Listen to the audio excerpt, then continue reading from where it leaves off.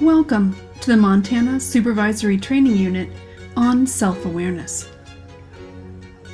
Leaders and managers across the country identify self-knowledge as the quintessential precursor to effectively managing and leading others. In their book, Developing Management Skills, Wetton and Cameron remind those in positions of leadership that, quote, "We cannot improve ourselves or develop new capabilities unless and until we know what level of capability we currently possess."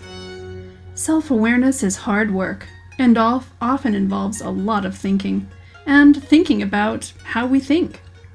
Self-knowledge also involves the process of actively learning about our current skills, perspectives, attitudes, and beliefs, and how each of these things impacts workplace attitudes, behaviors, and the ability to work effectively with others. This unit asks you to complete a series of assessments that identify personal strengths and areas for continued development. The assessments in this unit will provide you with greater insight into your own communication and interactional skills, decision-making and problem-solving abilities, comfort with power and authority, attitudes toward people in positions of authority, capacity for managing stress, time, and multiple tasks, willingness to accept feedback and learn from others, comfort with ambiguity and organizational change, and awareness of one's own emotions and the emotions of others. Let's consider how important these aspects of leadership are. A 25-year study of employee surveys identified incompetent management as the largest workplace stress, and 3 out of 4 surveys listed employee relationships with their immediate supervisor as the worst part of their job.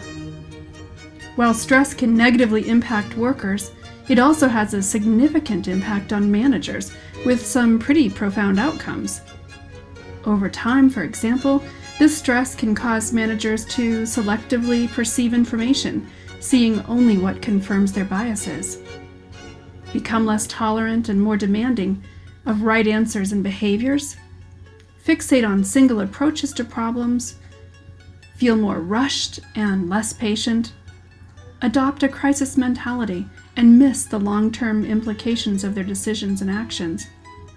Stress can cause managers to miss complexities and nuances in problems as well, spend less time consulting with and listening to others, and rely on well-ingrained and often poor habits to cope with current situations, leaving less and less ability to solve problems creatively. To better manage workers, supervisors have to understand how they perceive and respond to the often unpredictable and highly stressful conditions of child protective work. By having greater knowledge of your own personal attitudes and behaviors, you can improve your self-understanding, recognize personal strengths, and identify skills that you might want to further develop. So in this unit, you'll have a chance to do some reading about leadership and self-assessment, and to take a look at a case study and participate in a discussion forum with your colleagues.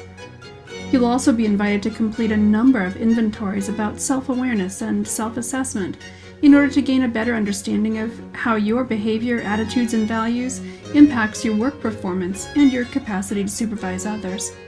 Finally, this unit will conclude with a short test designed to measure the skills and competencies that you've gained. To get started, you'll move from left to right on your screen by clicking the icons below.